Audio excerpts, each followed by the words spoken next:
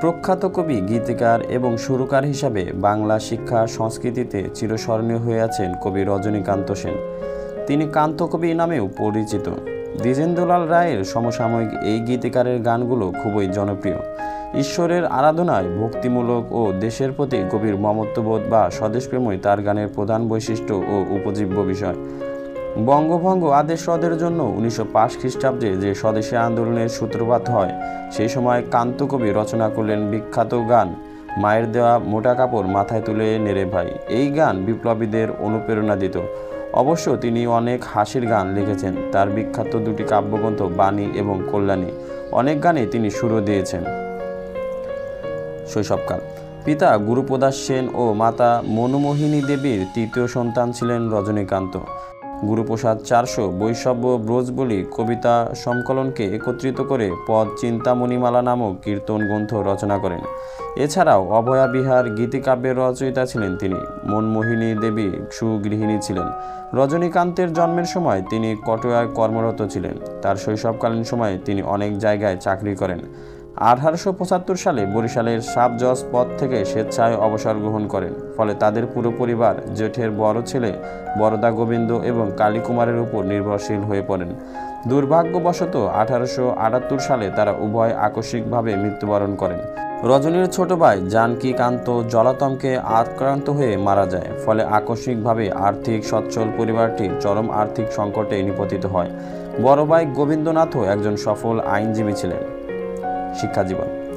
শৈশবে রজনী খুবই দুষ্ট প্রকৃতির অধিকারী ও সদা সর্বদাই খেলাধুলায় ব্যস্ত থাকতেন। কিন্তু তার নৈতিক চরিত্র সকলের আদর্শ স্থানীয় ছিল। তিনি পড়াশোনায় কিঞ্চিৎ সময় ব্যয় করার সুযোগ পেতেন। তারপরে পরীক্ষায় আশাতীত ফলাফল অর্জন করতে পারতেন তিনি। পরবর্তীকালে এ বিষয়ে তিনি তার দিনপঞ্জি বা ডায়েরিতে উল্লেখ করেছেন, আমি কখনো বইপ্রেমী ছিলাম না। অত্যন্ত কৃতিত্বপূর্ণ ফলাফলের জন্য ঈশ্বরের কাছে আমি কৃতজ্ঞতা জানাই। বিদ্যালয় অবকাশকালীন সময়ে প্রতিবেশীর গৃহে সময় ব্যয় করতেন। সেখানে রাজনাথ তারকরত্ন মহাশয়ের কাছ থেকে সংস্কৃত ভাষা শিখতেন। এছাড়াও গোপালচন্দ্র লাহিড়ীকে তিনি তার শিক্ষাগুরু হিসাবে পেয়েছিলেন। রজনীকান্ত বোয়ালিয়া জেলা স্কুলে, বর্তমান রাজশাহী কলেজিয়েট স্কুলে ভর্তি হন। 1883 সালে কুচবিহার জেনস্কিন স্কুল থেকে দ্বিতীয় বিভাগে এন্ট্রান্স পাস করেন। এর ফলে তিনি প্রতি মাসে 10 রুপি পেতেন। পরবর্তীতে 1885 সালে রাজশাহী কলেজ থেকে দ্বিতীয় বিভাগে FA পাশ করে সিটি কলেজে ভর্তি হন। সেখান থেকে 1889 সালে তিনি BA পাশ করেন। অতঃপর এই কলেজ থেকে 1891 সালে পরিবারকে সহায়তা করায় আইন বিষয়ে BL ডিগ্রি অর্জন করেন রজনীকান্ত সেন। ব্যক্তিগত জীবন। তিনি হিরণময়ী দেবী নাম্নী এক বিদুষী নারীকে 1883 সালে বিবাহ করেন। হিরণময়ী দেবী রজনীর লেখা কবিতাগুলো নিয়ে আলোচনা করতেন। কখনো কখনো তার কবিতার বিষয়বস্তু সম্পর্কে মতামত ও সমালোচনা ব্যক্ত করতেন। তাদের সংসারের 5 পুত্র ছিল এবং তার কন্যা ছিল 4টি। কিন্তু পুত্র ভূপেন্দু ও কন্যা শতদল বাসিনী খুব অল্প বয়সে মারা যায়। রজনীকান্ত সেনের মা মনোমোহিনী দেবী বাংলা সাহিত্যের প্রতি বেশ অনুরক্ত ছিলেন। তিনি এ বিষয়ে কিশোর রজনীকান্তের সাথে আলাপ আলোচনা করতেন। এই আলোচনা পর্যালোচনায় তার ভবিষ্যৎ জীবনে ব্যাপক প্রভাব পড়েছিল। ভাঙ্গা কুঠির তারকেশ্বর চক্রবর্তী ছিলেন তার বন্ধু। তার সঙ্গীত সাধনাও রজনীকে সঙ্গীতের প্রতি দুর্বার আকর্ষণ করতে সাহায্য করে। শৈশবকাল থেকেই তিনি স্বতঃস্ফূর্তভাবে সাবলীল ভঙ্গিমায় বাংলা ও সংস্কৃত উভয় ভাষায় কবিতা লিখতেন। তিনি তার কবিতাগুলোকে গান আকারে রূপ দিতে পারতেন। পরবর্তীতে বাদ্যযন্ত্র সহযোগে গান পরিবেশন করতেন। রজনীর কবিতাগুলো স্থানীয় উৎস, আশালতা, প্রমুখ সংবাদ সাময়িকে অনেকবার প্রকাশিত হয়েছিল। কলেজ জীবনের দিনগুলিতে তিনি গান লিখতেন। অভিষেক অনুষ্ঠান ও সমাপনী বা বিদায় অনুষ্ঠানের গানগুলো রচনা করে গাওয়া হতো। তিনি তার অতি জনপ্রিয় গানগুলো খুবই স্বল্প সময়ের ব্যবধানে রচনা করতে সক্ষমতা দেখিয়েছিলেন। 15 বছর বয়সে কালী সঙ্গীত রচনার মাধ্যমে তার অপূর্ব কবিশক্তির বহিঃপ্রকাশ ঘটে। আইন পেশার পাশাপাশি তিনি সাহিত্য সাংস্কৃতিক অঙ্গনে, বিশেষত সঙ্গীত সাহিত্য, নাটকে অভিনয় ইত্যাদিতে গভীরভাবে মনোসংযোগ ঘটান। এরই প্রেক্ষাপটে রাজশাহীতে অবস্থানকালে তার বন্ধু ও বিখ্যাত ঐতিহাসিক অক্ষয় কুমার মৈত্রেয় মহাশয় এবং স্ত্রীর কাছ থেকে বেশ সক্রিয় সমর্থন পান তিনি। রজনীকান্ত ওকালতি পেশায় গভীরভাবে সংশ্লিষ্ট ও সন্তুষ্ট হতে পারেননি। এ সময় থেকে মৃত্যুর প্রায় 1 বছর পূর্ব পর্যন্ত রজনীকান্তের জীবন এক অখণ্ড আনন্দের খনি ছিল। তার সঙ্গীত প্রতিভায় তাকে অমর করে রেখেছে। সঙ্গীত রচনা করা তার পক্ষে এমনই সহজ ও স্বাভাবিক ছিল যে তিনি অবহেলায় উপেক্ষায় অতি উৎকৃষ্ট সঙ্গীত রচনা করতে পারতেন। সঙ্গীতের প্রতি তার প্রবল আগ্রহের কথা ব্যক্ত জানিয়ে তিনি শরৎ কুমার রায়কে চিঠিতেও জানিয়েছিলেন। বঙ্গভঙ্গ ও স্বদেশী আন্দোলন। স্বদেশী আন্দোলনে তার গান ছিল অসীম প্রেরণার উৎসস্থল। 7 আগস্ট 1905 সালে বঙ্গভঙ্গের বিরুদ্ধে কলকাতার টাউন হলে একটি জনসভা অনুষ্ঠিত হয়। এতে বিলাতি পণ্য বর্জন এবং স্বদেশী পণ্য গ্রহণের সিদ্ধান্ত নেন বাংলার প্রখ্যাত নেতৃবর্গ। ভারতের সাধারণ জনগণ, বিশেষত আহমেদাবাদ এবং বোম্বের অধিবাসীগণ ভারতে মৈত্রী বস্ত্র ব্যবহার করতে শুরু করেন। কিন্তু এই কাপড়গুলোর গুণগত মান বিলাতে তৈরি কাপড়ের তুলনায় তেমন মসৃণ ও ভালো ছিল না। এর ফলে কিছু সংখ্যক ভারতবাসী খুশি হতে পারেননি। সঙ্গীত জীবন।